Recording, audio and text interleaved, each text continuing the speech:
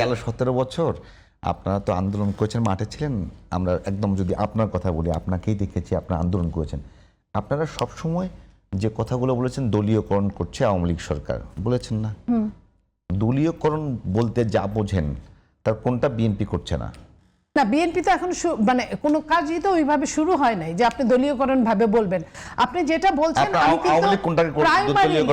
আমি আপনাকে বলি, আওয়ামী লীগের কোন কাজকে দলীয়করণ মনে করতেন সেটা একটু বলেন। আওয়ামী লীগ যেভাবে পাশ করাতো, নির্বাচনে, ওটাই তো দলীয়করণ। বিএনপি তো এই কাজটা করবে না, ওইভাবে করবে না। বিএনপি তো ওপেন রেখে দিবে যে ইলেকশনে ভোট। এখন আপনি 1% নিয়ে কিন্তু এক্সাম্পল হয় না, এক্সাম্পল হয় 51% নিয়ে। তো সেইখানে বিএনপি আপনার এই মুহূর্তে আপৎকালীন বিএনপি যাদেরকে বিশ্বাস করবে তাদের দেওয়া ছাড়া উপায় নেই, তাদেরকে দেওয়া ছাড়া বিএনপির উপায় নেই। কারণ যে কোনো ষড়যন্ত্র কিন্তু এখনো অব্যাহত আছে, বরং আরো বেশি হয়েছে, ষড়যন্ত্র কমে নাই।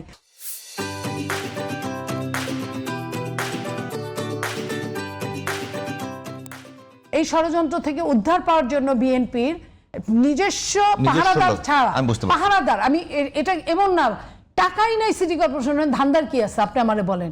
ওইটা হচ্ছে পাহারাদারের একটা ব্যবস্থা করা, আর কিচ্ছু না। বিএনপি ওপেন দিয়ে দিবে নির্বাচন, যে পাশ করবে, জনগণ যাকে ভোট দিবে, ভোটে যদি 2 নাম্বারই হয় তখন আপনি আমাকে বলতে পারবেন। এই মুহূর্তে বিএনপির সবচেয়ে বড় কথা তার একটা মানে যেটা খড়কুটা ধরে বাঁচার জায়গাটা খুঁজে নেওয়া।